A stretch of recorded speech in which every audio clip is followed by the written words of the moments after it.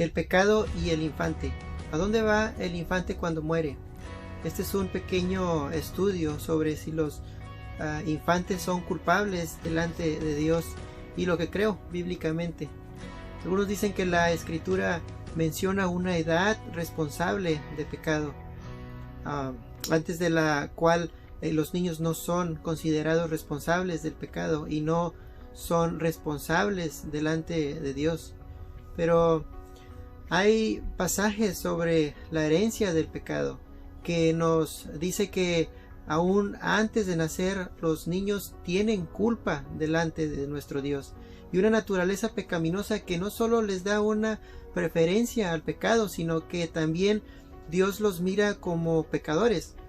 Por ejemplo, Salmo 51:5 nos dice: He aquí en maldad he sido formado, y en pecado me concibió mi madre. Pero este versículo no dice nada como cuando los niños mueren en la infancia. Debemos aceptar que la escritura dice que tenemos una naturaleza pecaminosa desde antes del nacimiento. Lo vemos desde muy temprana edad, la manifestación de la naturaleza pecaminosa, los primeros años, para ser exacto. David en Salmo 58:3, él dice: se apartaron los impíos desde la matriz, se descarriaron hablando mentira desde que nacieron.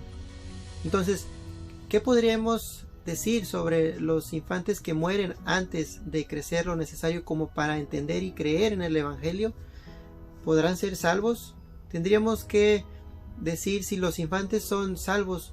No pueden serlo sobre sus propios méritos, tampoco sobre su propia justicia o inocencia, sino que debe ser por la obra redentora de Cristo y la obra de regeneración del Espíritu Santo dentro de ellos, porque hay un solo Dios y un solo mediador entre Dios y los hombres, Jesucristo hombre. Primera de Timoteo 2:5.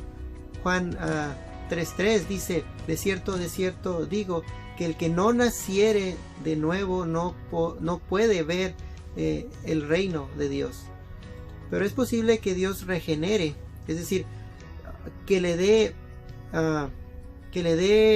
vida espiritual nueva al infante aún antes de que nazca. Esto sucedió con Juan el Bautista, porque antes de que Juan naciera, el ángel Gabriel manifestó: será lleno del Espíritu Santo aún desde el vientre de su madre. Lucas 1:15.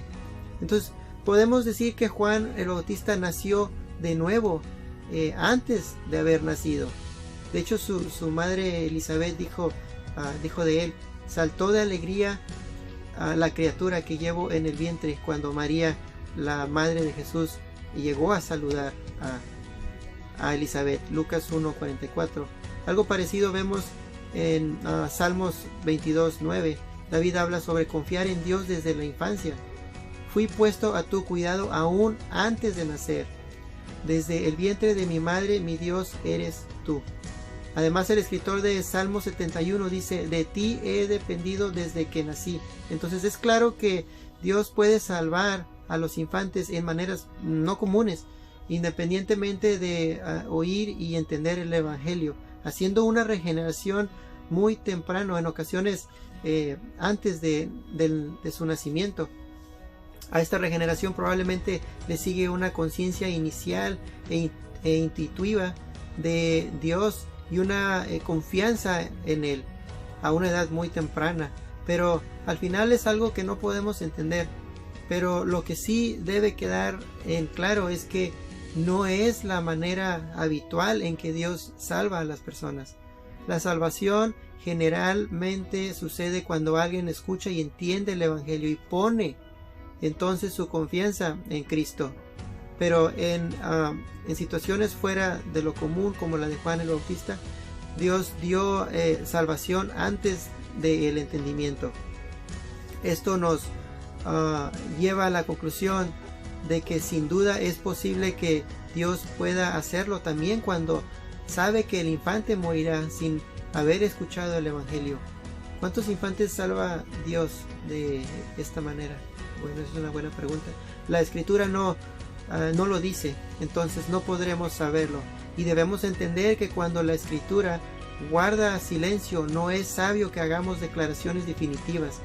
Pero algo importante que deberíamos reconocer es que es el patrón de Dios a lo largo de la Escritura salvar a los hijos de los que creen en Él. Intentaré darles algunos ejemplos como Noé y sus hijos en Génesis 7:1 y Hebreos 11:7, en la familia de Rahab, Josué 2:18, en la familia de Josué 25:15, en toda la familia del oficial cuyo hijo Jesús sanó desde lejos, Juan 4:53, en toda la familia de Cornelio, el centurión romano, Hechos 11:14, en toda la familia del carcelero de Filipo, Hechos 16:31, en toda la familia de Crispo, el jefe de la sinagoga en Corinto, Hechos 18:8.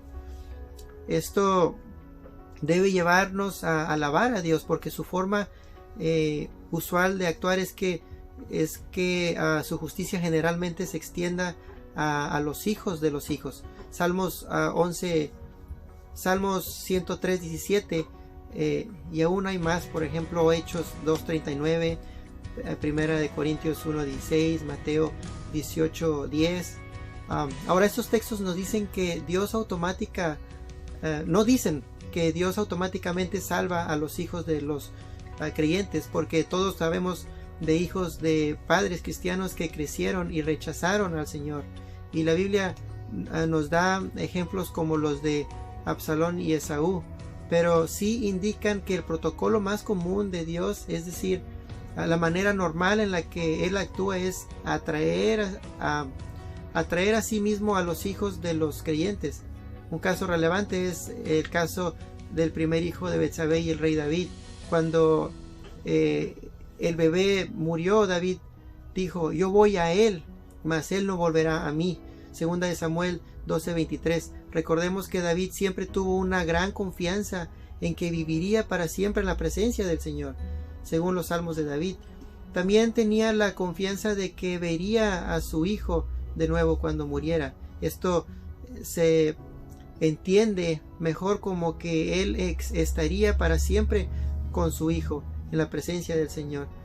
Me parece que este pasaje y otros varios que mencioné deberían darnos seguridad a todos los creyentes que han perdido hijos pequeños, de que un día los volverán a ver en la gloria del reino celestial.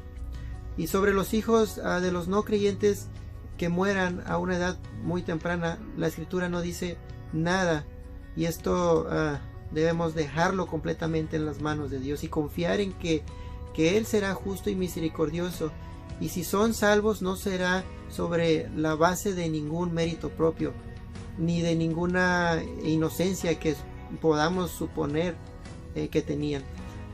Si son salvos, lo serán sobre la base de la obra redentora de Cristo y su regeneración, como la de Juan el Bautista antes de nacer. Será solo por la misericordia y la gracia de Dios.